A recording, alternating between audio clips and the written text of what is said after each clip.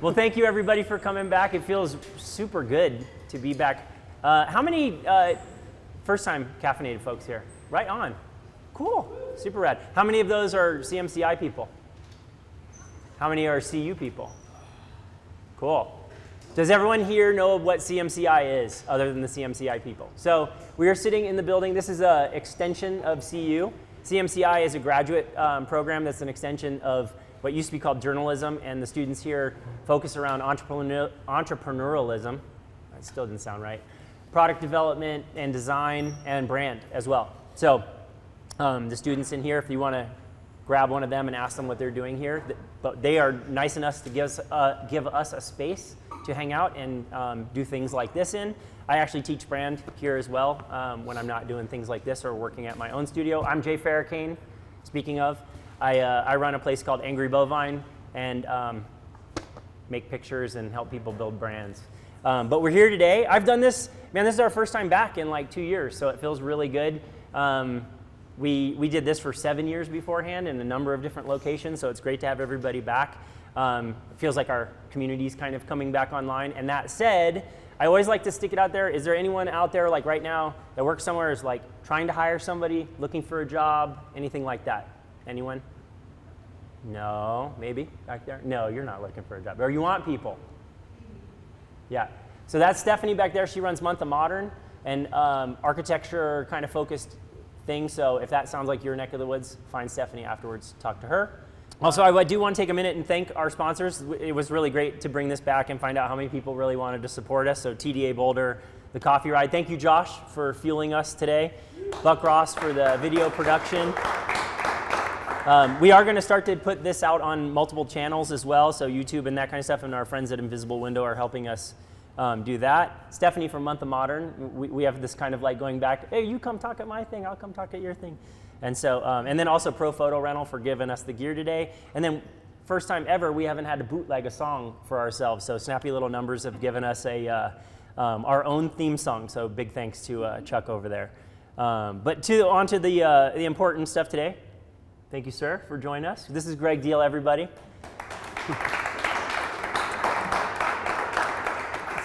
So Gregg is a multidisciplinary artist, activist, and disruptor.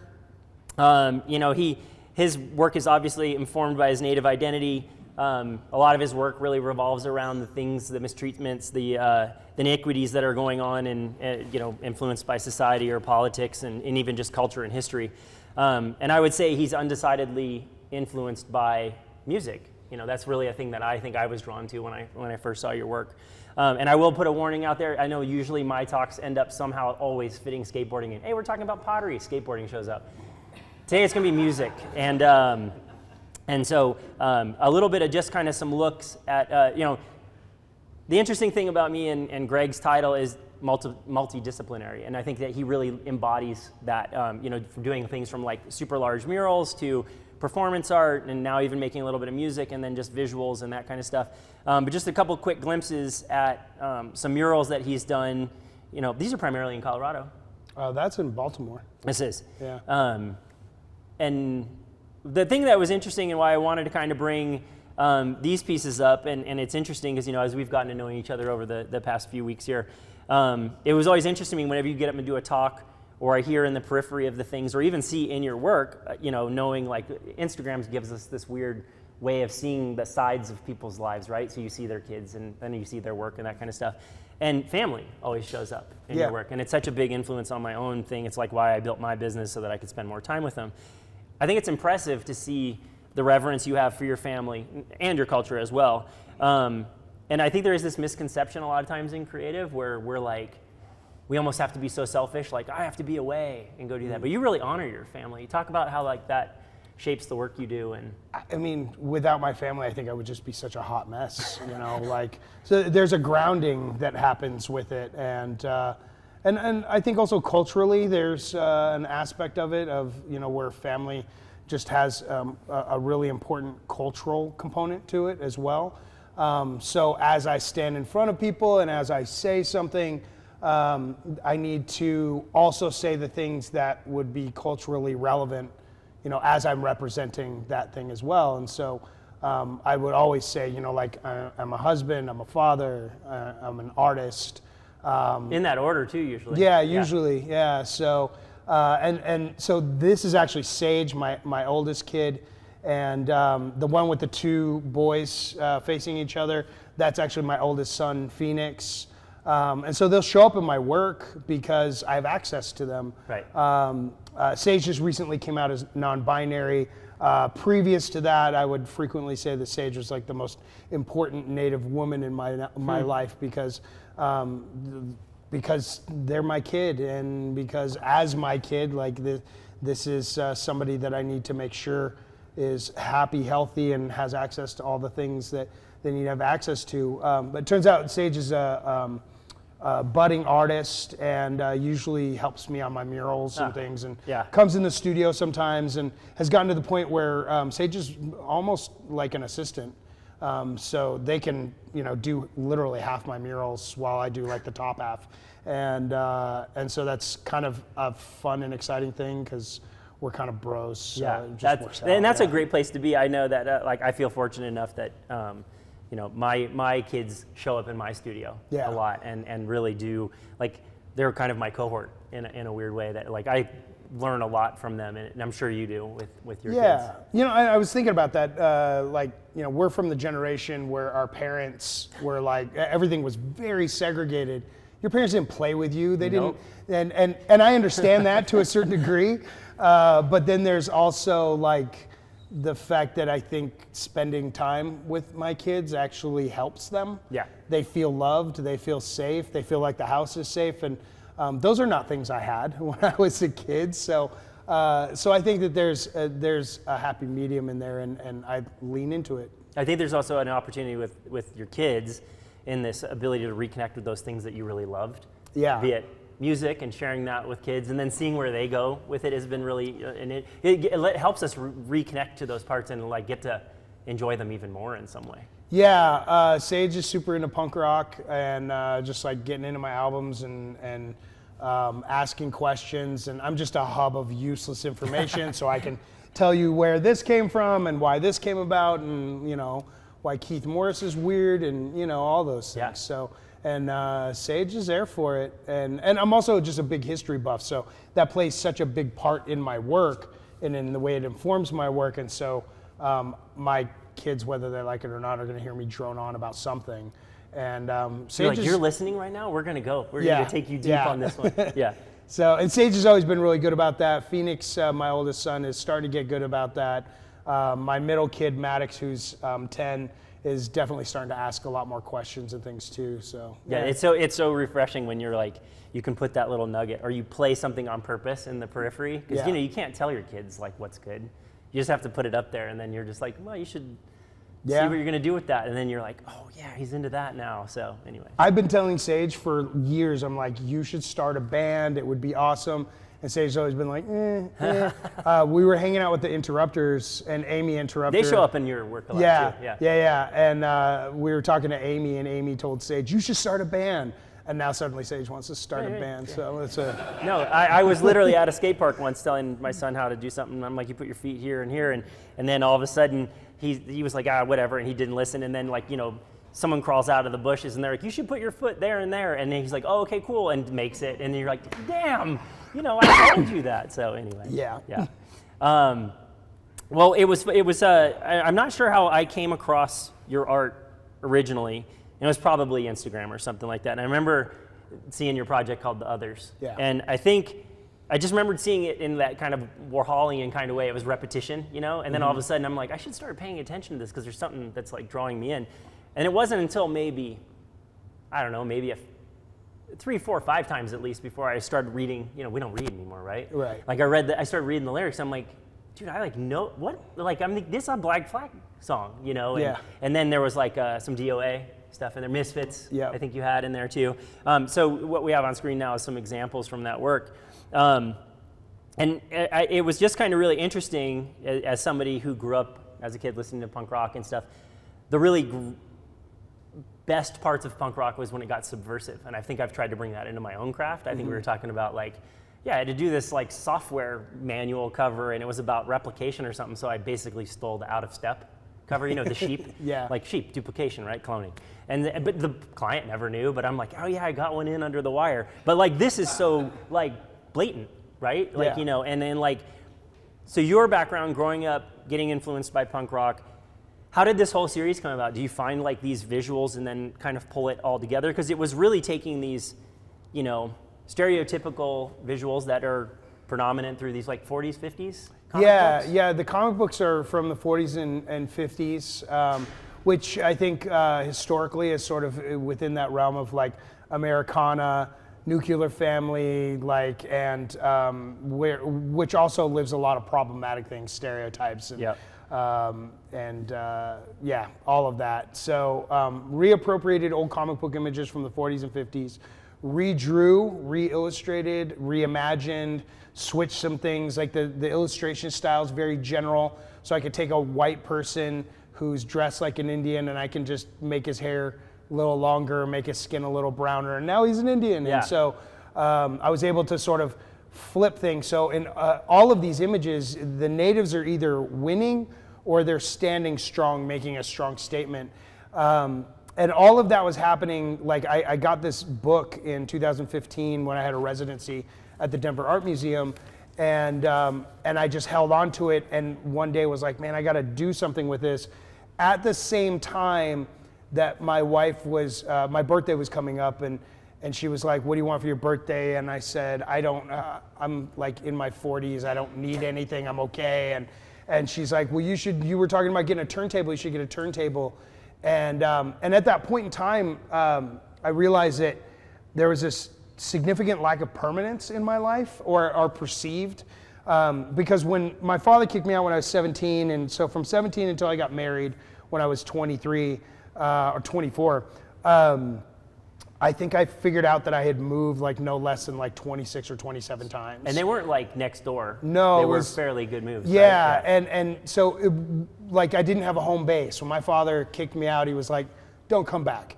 And so like everything I had is what I had.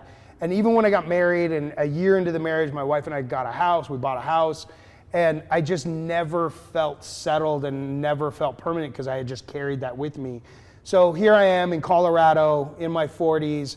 My wife's telling me to get a turntable, and I'm like, yeah, but if I get a turntable, then I got to buy records, and like, what if I have to move and I have to move all these records, or what if I don't have enough money and I only have 2 records and a turntable? Like that sucks. and I just kind of went down this rabbit hole, and she's like, dude, just buy the turntable. And it was this moment where she just sort of almost gave me permission to do the things that I did when I was a kid.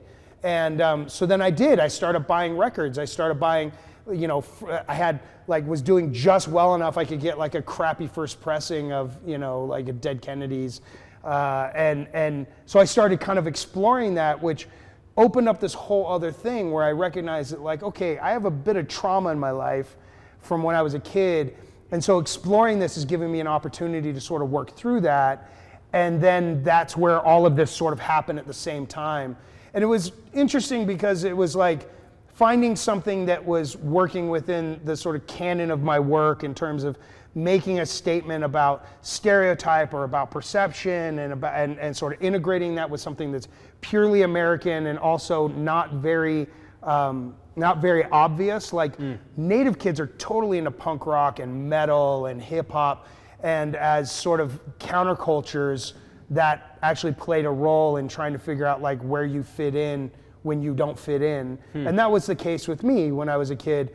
And so being able to like re-explore that and find a place for that was exciting to me, because it seems like fairly consumable and easy to look at work, but it was so personal for me to be able to do it and re-explore these songs and figure out what works and what doesn't, and getting excited about like MCD, John Wayne was a Nazi, and just like, oh my gosh, that's so obvious, and an old Minutemen song where he's talking about custard, and the punchline, I think that song's called, and just recognizing how obvious those things are, but also how healing that was for me. Like punk rock felt healing.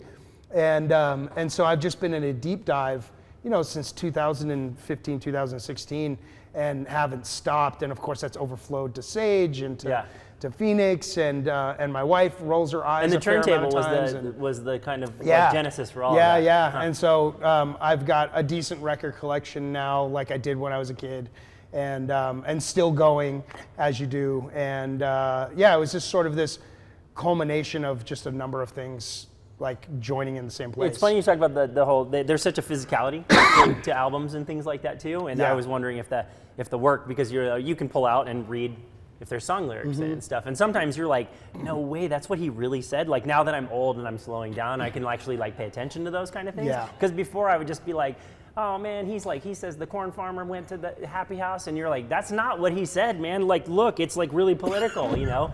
And there is that I was always imagining when you started telling me that, like, there's the holding of it. And comics are the same way too, like, right? There's a tangibility to those and accessibility. But it was so cool to me to see all of it get turned on its head, but it felt so contextually right as like a graphic person. I think I also think too, like, I mean, everything is so accessible. Everything is at our fingertips.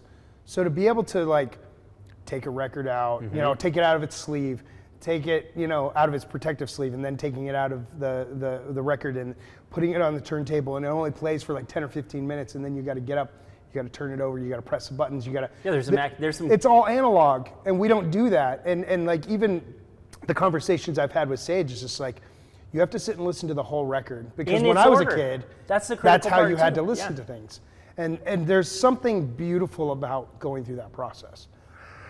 Well, there's an interesting thing on albums too. Like I don't get wound up about like app changes or anything like that, but Spotify for a while had it preset on the like mix-up phase. I like was going to start a congressional like act or something, because like no, that album isn't supposed to be listened to in that order. You need to go, and like chronologically too is important, but also the pattern on the album, right? Because it starts slow, and they were art directing that, right? Yeah. Like, and so anyway, I think it needs to be. No, totally. And in fact, Sage and I have a thing where we do playlists on Spotify.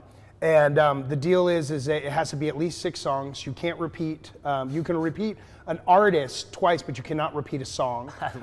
It has to be in the order that you want it in. So when I listen to it, I can't put it on mix. I have to like actually listen to it from start to finish. And you have to name it a special name, and you have to give it an image for the cover. And like, so she made me a playlist that was called "My Light Up Sneakers Won't Light Up." And so like, and it's just random crap. And so we're having fun with that, but there's also purpose behind it. Like, you have to listen to the whole playlist, every single song. That's amazing. That's super. Well, and it kind of goes back to at least the way, and we were bullshitting a lot, just kind of like this, but we were talking about how like we found punk rock. And so like the way that I was a military kid growing up in Hawaii, and all these kids from DC moved there. So they brought all this Discord stuff. But they didn't bring albums. It was cassettes at that time. And so like, you didn't know the names of bands. I didn't know what people looked like. Like, freaked me out the first time I saw Bad Brains. I was like, what? They're not white guys?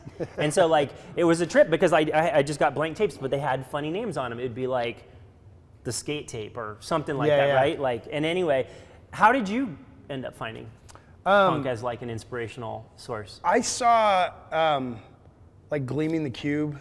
And I would put the black wheels on. I was so obsessed with like this, because I grew up in a small town, and it was very much like 80s like high school movies. So everything's segregated, jocks, popular kids, like all that. And I just didn't fit in, and was also just like one of maybe 3 brown kids in the entire school, in the entire city, and it was really difficult. I grew up in Park City, Utah, so my parents made just enough money for us to be broke around rich white people, and it was incredibly harrowing.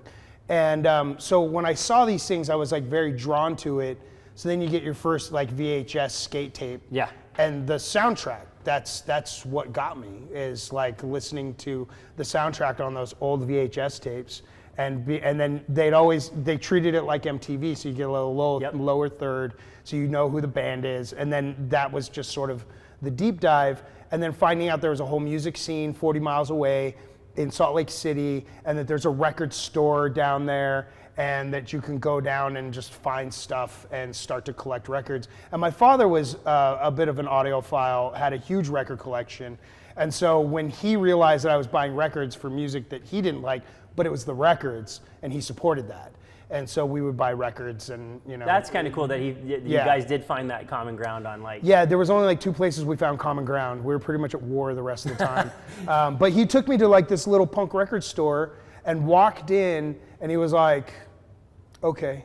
Like he accepted it. Is the old hippie in him like trying to be, accepting of like, okay, like I get counterculture. Like I can support you in doing this. This is okay. Yeah. So he never informed anything, but he certainly gave you access. Enabled from time to time. That's super. I think that's almost as more important because you could get into the danger of, you should listen to the Black Flag more than you listen to Misfits or something. So, yeah. So if you were in Gleaming the Cube, would you be more Josh Brolin's crew or are you Daggers all day? Oh my gosh. Does anyone know what we're talking about? Okay, good. Probably Daggers. Good. Everyone wants to be Daggers. Yeah.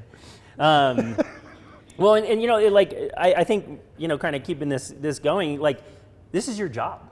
Art. Making art is your job. Yeah. And we were talking about like getting ready for shows and the hustle, and then in the discovery of all that, come to find out, I've always looked at your work and go, God, it's so graphic for like a fine artist to be making such graphic work, and you have graphic design in your background. Yeah. And I think that really helps. It's awesome. But getting ready for shows, the pressure of deadlines, all that stuff exists in art, where most people would think that's really a factor of commercial design. Totally. But that's my sweet spot. Do you find it helpful, like deadlines, and it's not crippling? It drives my wife crazy because I will impose like last minute stuff on myself because I know I'll do my best work. Right. And my wife is like pulling her hair out like, I cannot believe you're waiting till the night before this is due and just doing it. But then that's my sweet spot. But there is some energy that comes from that, right? Like that last I have a friend in the ad agency or ad world, and he always said we do our best work when the client's in the building, meaning they're walking up to the presentation. You're like, that's what we should have said all along. And like I remember at another place I worked, this guy was very last minute, and it kind of drove me crazy to the point, but now I realize like it's just how it goes. Yeah. But I was like, no, we should be done like 2 days in advance, and that's a fallacy too. We would be spray mounting in his trunk of his car. Like, because that was like printout days. Funny. Yeah. So, yeah. Well, my kid asked me like, what's the most important thing you learned in college? And I said 2 things: how to do things in the last minute to hit those deadlines. So we're like spray mounting before we're walking into the class. Yeah. And then and how to build relationships with teachers so good that they can't give you a bad grade. But those are like real life skills. Like you will use those in real life. Man, I wish I had you around in my school, because I was trying to figure out how to piss, and here I am teaching now, piss off professors or challenge them on literally everything. And the only thing I learned was not to cut my finger off, because it was all X-Acto knife. Yeah. Days. So we had this like crazy like big piece of armor on the straight edge, and you couldn't anyway.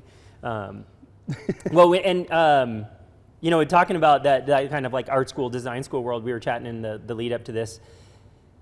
I went to a design school that had an art floor, and then we had a design floor, and we were always told that the guys on the art school floor made visual problems, and up here we solved visual problems. It was literally like West Side Story. It was like we were like fighting them in the hall and shit. It's like, get them. And but like I do think there is this idea that in your work, fine art and graphic, you kind of seem to hold on to both worlds really well, the clarity and communication power of like graphic design, but the expressiveness of art.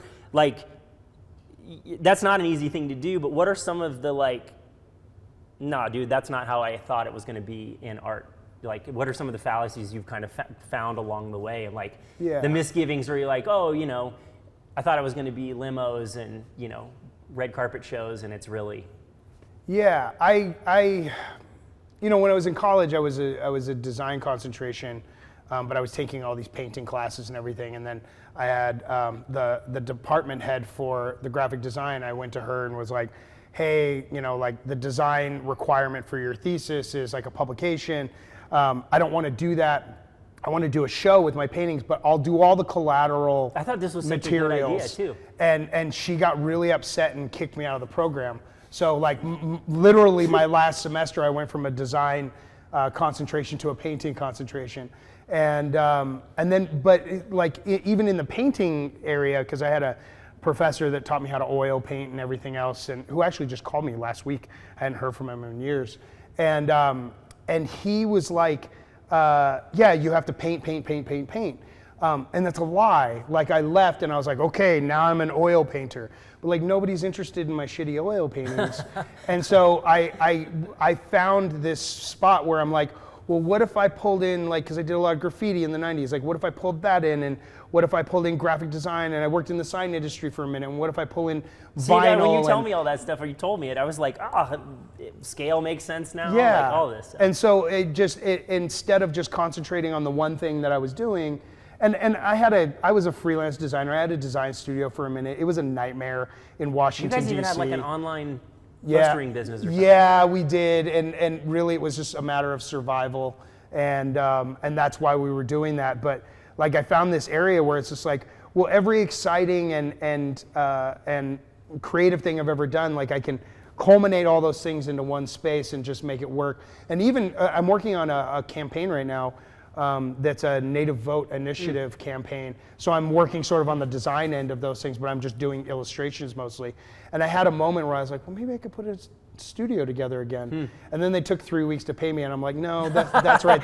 I forgot how much this sucks. Net 90, what? But like, I love design so much, you know, and I'm just like a total nerd for like typography and for everything. But I also feel like that there's a creative side that it has to feed. And in answer to your question, I had no expectations, and then everything that happened it didn't work out the way that I thought it was. Never thought it'd be like a rock star thing, but also never thought that I would be ebbing and flowing the way you do financially. Sometimes you're really hungry, sometimes you're really not, and when it rains, it pours. When there's awesome stuff happening, it's awesome. But I also have learned, like this year, everything looks really good on paper, but on like the back end, we're just struggling. And so that can happen as well. Yeah. And so, yeah, there's not like a set industry that says these are the way that things work. And as a result, like every year feels like a surprise. So like, it's just but like, I think there is something, you know, like we live in a world, right? Like where there's 9 million podcasts out there about like, optimize your life, fucking hack this, and don't eat for 6 days, and you'll feel so good when you finally do eat. Yeah, no shit, dude. Like those crash diets, and it just cracks me up because I think creative exists in this world of like, how do you deal with it when how will you be good when it's bad? Yeah. And it is a really, and no one teaches you that in design school, you know, yeah, or art school. I think. I don't know, I'm cynical, but I also think that a cynical person is somebody who was really optimistic once. And so that like, should be a t-shirt, so there is a little bit of optimism in there, like kind of low key. So even when things are bad, like I just have to believe everything's gonna be okay. Yeah. Lots of irons and lots of fires and whatever. But honestly, like I'm leaning on films, and I'm leaning on music, and I'm leaning on just like whatever I have at my fingertips, and you know, you get through it and it's okay. And I have space, and I have canvases, and I have paint, and so like, even when things are like really, really rough, I know at the end of the day I can go and I can just concentrate on making some work. And that's also a sweet spot. And things always come about, you know, they always do. Well, and it's interesting that you talk about that, like, you know, okay, I'm gonna be making now and all that kind of stuff. And we had this kind of funny side discussion in the lead up to this.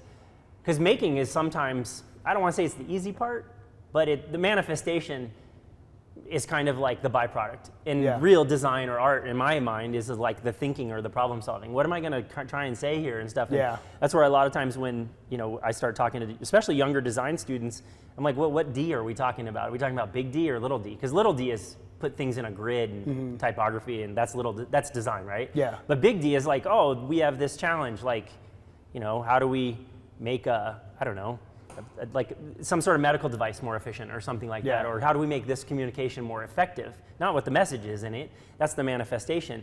In that world though, the arrival at the thinking of it all, we had this funny chat about like, where do you do your best thinking?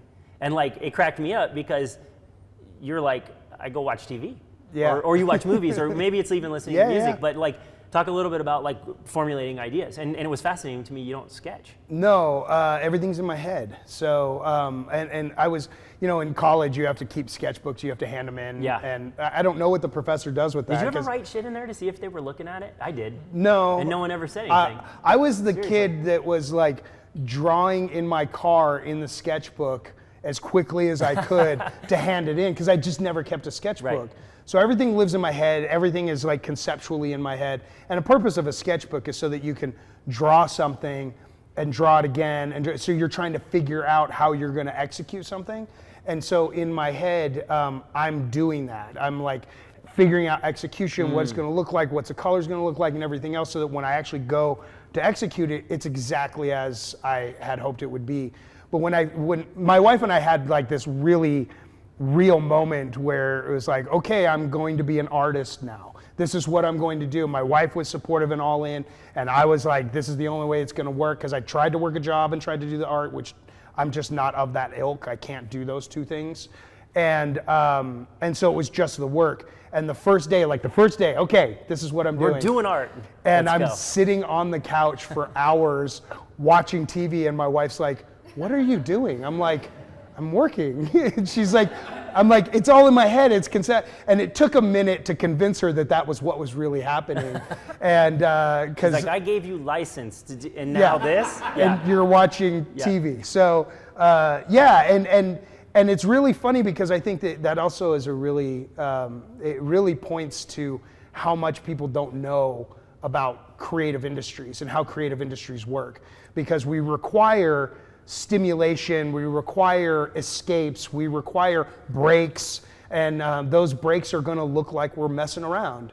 And so like, I'll work, and then I'll sit down and I'll play Fortnite, one game of Fortnite, and then I'll go back to work, and then I'll like binge watch a series while I'm painting, while I'm working. I'll write a note down for this or for that, and it just sort of moves. It's not uncommon for me to have 5 different projects or 5 different pieces that I'm working on, binging a show, stopping the show and playing music, and like getting caught up in, like an Idols playlist or something. And like eating and listening and standing in front of it and staring, and like it just looks insane, really. But Playpen. But there's a lot of things going on all at the same time. I can work on one thing, I can move to the next thing, I can move to the next thing, I can come back around to the other thing, all while I'm watching, Dahmer, because everybody's watching that right now. So, and it just is what it is, And so my wife has learned to just leave me alone and let me do what I do, and I really appreciate that about her. I just need space. I also need time. Like, you can't give me an hour. Like, I need several hours to just like rev up the engine and then get up to speed before I can stop. Oh, I was talking to somebody about this, that I call it like warming up the car. Yeah. And like, especially when you've been doing visuals and stuff for a while, there is like, I prioritize work based on its calisthenic ability, like low brain power shit just goes first. Yeah. Because that's just like, I'm moving around. And then all of a sudden you're like, okay, that chunk of the day, I'm going to be listening to something, or, I've gotten the itches out, and then you can do it. So do you look at this is a funny thing too, right? Whether it's the fallacies of the creative industry or something, practice and process get thrown around a lot? Yeah. Do you think about your work as like, do you have a process or a practice? Because I remember when I heard that and somebody said, what's your process? The punk rock kid comes out and goes, fuck you, man, I don't have a process. I show up and I just like make stuff. And then I realized like, I'm all, I have a process. But what I realized, we're taught that process is supposed to be a very fixed object. Mine's like an accordion. Like there could be a little teeny bit of discovery and then a whole long like work chunk. Yeah. When you were talking about like, is your everyday same? No, like because you talk about picking up kids and like I'm doing TEDx Mile High. Yes. And I'm supposed to have my script done Monday, but I have to do a pre-check today, and so like that's it's a different headspace. No, but it's a different headspace. So like I had already planned, like when I drive home, because I have a 2-hour drive home, that I'm just going to dictate most of the talk while I'm driving. Yeah. Because it's like a mindless headspace. While driving, riding bikes, showering, and taking a crap. Like those are the places where it's mindless. That's where things just come. Well, because you're not in front of yourself in those places. Right. And honestly, it's the same thing sort of when I'm painting. If I'm thinking too hard about what I'm doing, I'm going to mess up what I'm doing. And you get into this place where you let go enough that your natural self, your natural abilities can take over. and just run on autopilot. That conceptual part, you've already thought through it so much that you should be able to just make it as it's making it, and not letting you get in the way of yourself. And so my process is very much like 24/7. I'm constantly thinking. I'm constantly working through ideas. I'm constantly doing something. I'll write things down sometimes. I'll mention it to my wife sometimes. Even running stuff past my wife has about 2 different stages. One is telling her something that I know she's going to love and she's going to get excited about, or telling her something that she's going to be like, I don't think that's a good idea, but I know it's a good idea. So her reaction is part of me recognizing it's a good idea, because she thinks it's a terrible idea. So there's 2 things I do like on that as well. That's amazing. So it's just honestly, and I say never not working, and that really is. Well, and I think that's a type of creative mind, because I have met folks that are like, literally I've been on bike rides with them, and I'll be like, hey, what about that thing? And they're like, they give me the Allen Iverson, like, are we talking about practice right now? And they'll give me, are we talking about work right now? And I'm like, yeah, we're talking about work right now, dude, because this fucking thing doesn't turn off. But that's my approach, you know? And so it's interesting to hear you, because our hourly is like low. That's what I always look at. I'm like, dude, I've been working on this thing for like 6 weeks. You know, you sit down at your computer or do whatever for a few hours, but all that pre-processing time is super important. I wanted to kind of make sure we kind of kept this in it, because this is a fascinating part of your work to me, is your performance work too. And as like, you know, here I am up in front of a bunch of people, but like, I don't particularly like speaking in front of me. And performance art to me is such like an self-exposure thing. Sure. That I'm like, dude, how do you get like the practicing for that?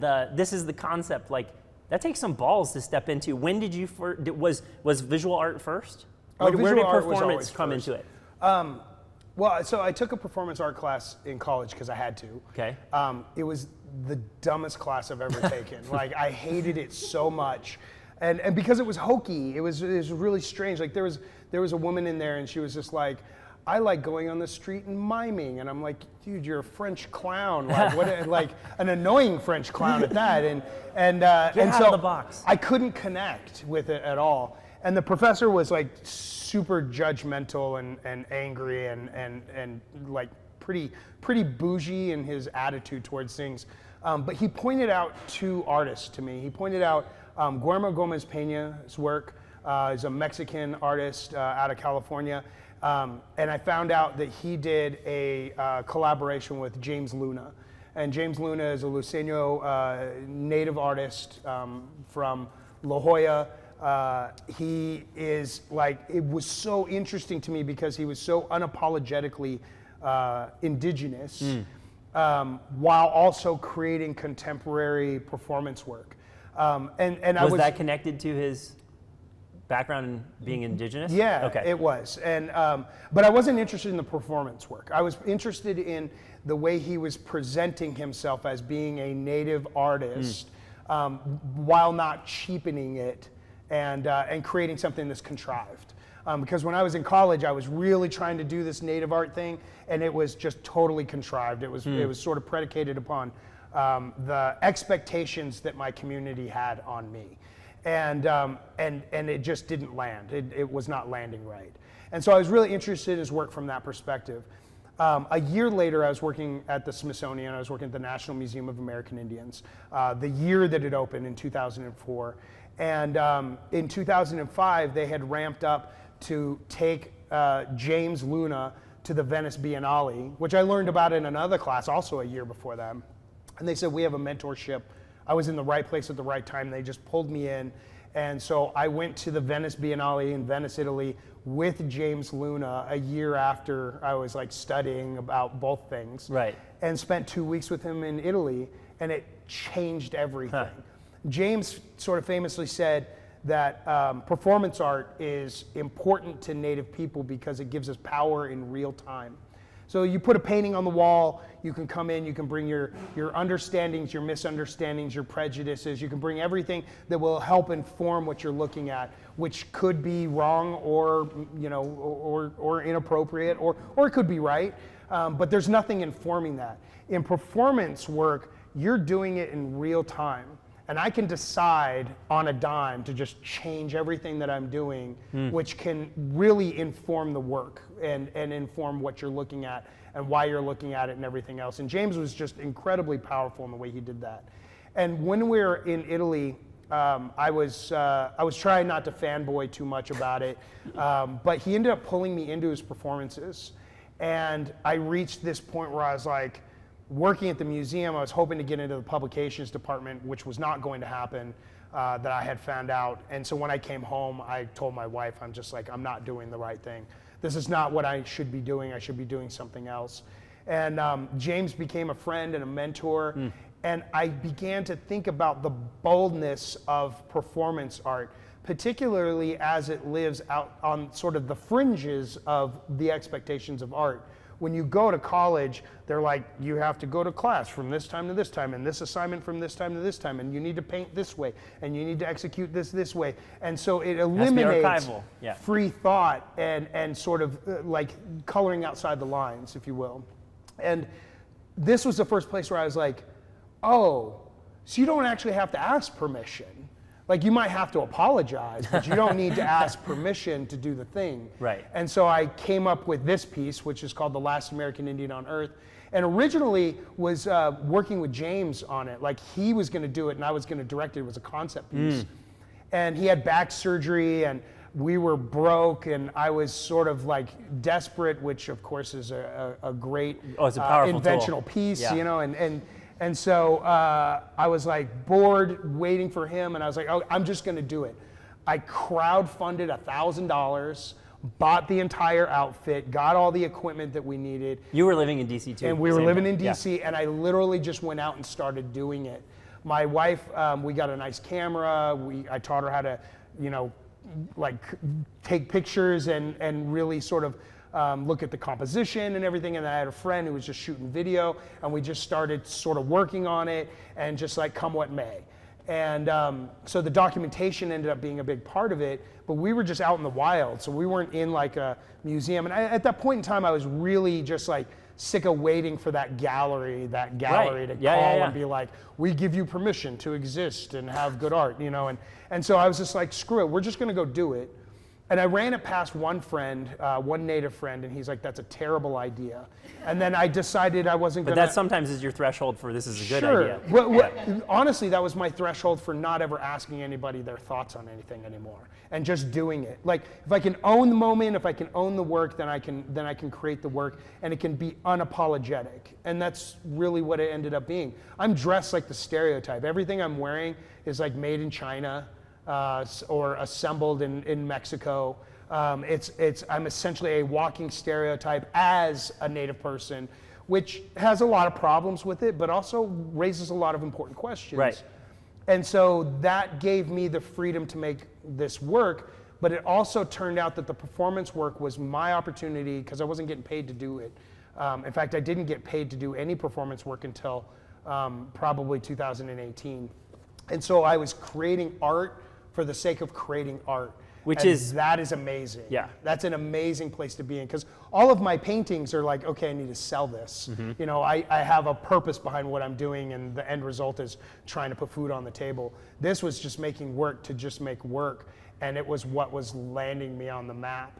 And the transition now is that I still do performance work, but my painting work has also crossed that threshold of creating art to sell. I'm not interested in selling the work. I'm interested in creating the art for the sake of creating the work. And if it sells, it sells. And if it doesn't, it doesn't. I move on to the next thing, and it's okay. Which is a totally privileged place to be in. Right. But an incredible place to be in. It's an incredible place to be in, but I think where it all comes from, you know, it definitely has a message that you're trying to put out. And that's the interesting thing for me when I started looking into your performance art. And I think we even talked a little bit about this, and you know, back to this like art versus design discussion, that design has this interesting thing that it's always supposedly based in objectivity, right? Sure. And then art is somewhat by nature subjective, right? Like, this is how I feel today, and this is what I'm going to tell you. Yeah. And I think some weird way designers built that so that we can kind of like, if our egos get bruised or something, we're like, that's what the brief asked for. That wasn't me. I'm not hurt here. It was just, you don't like the work, you must not have read the brief or know who the audience is or something. Right. But in your work, it's so connected to you, and man, you look at these, you guys can check out all these pieces on YouTube and stuff like that, but it's a fascinating thing because there's some bullshit comments in there too. Totally. And so you've faced your fair share of critics. I guess where I'm saying, you got people that are like, we love your work and it's so amazing what you're doing. But then you also have people that come at it from how as a Native American, can you be making these things in this way, right? Like you've heard all those things. Like, how do you deal with criticism? I've gotten death threats for stuff I've done. Really? Yeah, absolutely. Huh. And particularly, like, this piece was happening at the same time as the mascot debate. There was some in other Washington, stuff in here too, D.C. And when that was happening, there's a lot of feelings in that space. And it was a lot of death threats, a lot of trying to invalidate who you are, like people saying, well, you're not a real Native person, like this is crap because it's not real or whatever. I did a TED Talk here in Boulder, actually. You want a deep dive, go to that TED Talk and just skip it and go to the comments. It's amazing, the stuff that people say. Well, and it's so all over the place. Yeah. Too, and I think that's what's uniquely fantastic about your work, but also probably for you the dangerous part, because, and we were talking about like how when people kind of went off on Zach De La Rocha of Rage Against the Machine when he went to Sony. Yeah. And he's like, do you know how many people I can reach? He's like, I don't care what you think. He's like, I can reach so many people through this channel. Yeah. And like you're operating from this point of like sitting in, like, I don't want to say in the middle, but like you have this opportunity to talk to a bigger audience than most artists. Sure. Because you have the Native American side and they're going to pay attention, right? Mm-hmm. And then you also have the white consumer kind of too, right? Yeah. And so it's an interesting place for me because like I would find it very challenging to be like, look, dude, this is who I am and what I believe in. So how do you defend yourself? Or do you? Or you're just like, fuck it, I let it go? I don't. I don't really care. Because it gives it energy probably too, right? Yeah, I mean, it is, and a lot of it is negative, it becomes incredibly difficult to navigate those spaces. It's not healthy to navigate that stuff. And so everything I do is very deliberate. When I do something, when I say something, I have thought it through, I've worked through it, I've already figured out where I stand with it, it is what it is, and so I don't need to read the comments about what people think, because it just is what it is. And if you don't like it, that's okay. And honestly and truly, if you love my work, that's awesome. If you hate my work, also awesome. I don't want to be in the middle. Don't want to be couch art. Yeah, I would rather be considered than not considered at all. And if you hate my work, well, you're considering it whether you like it or not. Right. And so it's okay. Yeah, divisiveness, like in that way, is like part of, I think should be the effect of art, So, yeah. So ultimately, as we kind of wind down here, like ultimately, what do you want your viewers to like take away? Like your TED Talk, you literally gave the audience like a task. Like, what's our task? What do you ultimately? And even when you're just like having people look at work, does it vary from show to show or piece to piece, or is it more like, man, I just wish people would X? I think your question actually is sort of based on the idea that I have an agenda with what I'm doing, and I don't. I create the work I create because I am a Native person who can create things, and I'm creating the things that make the most sense to me. I kind of reject the statement of activist. There's an agenda that's attached to that, and I was in that for a minute, and I didn't like it, and I didn't like the way that it sort of boxed everything in, because it also boxed in the last American Indian on Earth. Like, the humor of the last American Indian on Earth gets lost in the seriousness of talking about cultural appropriation and misrepresentation. And those things are important, and they're a part of it, but when we become so concentrated on the agenda of those things, we start to miss the nuance of what's happening. And so in the work, I feel like it just is what it is. It's honest, it's true, I'm interested in those things. I'm not trying to change minds. I'm not trying to convince anybody of anything. I accept that the work might do those things, but I'm not setting out necessarily to do those things per se. They are really the embodiment of the experience of a person that's not really part of a group of people that are the mainstream. And so you're providing a different perspective. And those different perspectives might be refreshing, might be shocking, might be exciting, might be angering, it might be all of those things, but they're true. And that's if there's an agenda at all, it's just that I have something, I'm presenting something that's true. And even if it's subversive, I mean, this piece is called Invisible Loss Movement. That's Sage, when Sage was 13. and pulled them into my performance work. And this whole piece is informed by powwow culture.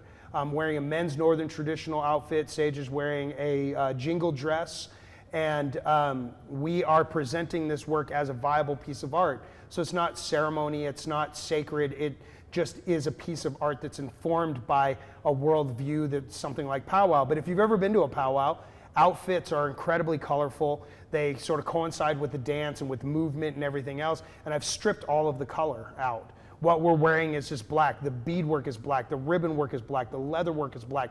Everything is black on black on black. And even though we're standing in the sunlight, it's very difficult to see the details of what's happening there. And it's all metaphorical. You can see us, but you can't see us. We're here, but we're not here. We're visible, but we're invisible. And that's all a metaphor for indigenous people across the world, if not in the United States, in our existence. We're here, but we're not here. And when we are here, we're usually here based on the perception, your perception of our existence, and not the reality of our existence.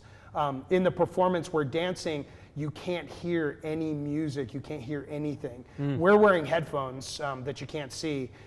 So Sage and I saw it in the thing, I was wondering what that was. Yeah, we're in sync. You can see, you can see the way that we're moving, we're in sync.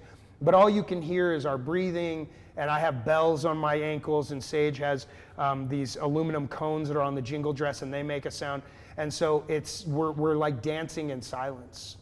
And so all of those things are meant to challenge. Like you go to a powwow, if you're at all familiar about a powwow, you're informed by everything you're looking at. There's an MC that's telling you the drum that's playing, the song, the dance style. These are the people, this is the thing. You're informed by smells and by sounds and by all, like the two old ladies complaining about how bad the fry bread is. Like you're informed by everything that's happening. What happens if I take all of that away and you're not informed by anything? And it raises questions, and it confuses people. And it confuses people because Native people are in a box, and that box is really, really set upon the idea of our existence, the perception of our existence over hundreds of years, informed by colonialism. And so I want to challenge those things because I think it's important to challenge those things. And honestly, it's a lot of fun challenging those things. It gives me an opportunity to mess with folks. And that's part of it too. But I don't have an agenda in terms of like, I want to create a learning experience for you. I don't care. Right, go sign this form or something like that. And I hope that you look at things, and I hope that you think critically, and I hope that you're trying to figure out like, where does this fit into my worldview and how I perceive these people, or how, like, I hope that's part of it, but that's not at all my Well, I think it gets back to being that true definition of punk rock, not talking about the music that came out of that or the stereotypical, like, you know, clothing things or mohawks or whatever. Sure. But the idea of being punk was like really doing what you believed in because you believed in it, and you really didn't care what other people did with it. Yeah. And that's that, like, you know, talking to your kids and putting that thing on the shelf, and maybe you should go pay attention to that, but you don't force them to either. So man, I really appreciate it all the time. This is great. No, really, appreciate thank you, Gregg, for doing this. Yeah. Thanks for having me.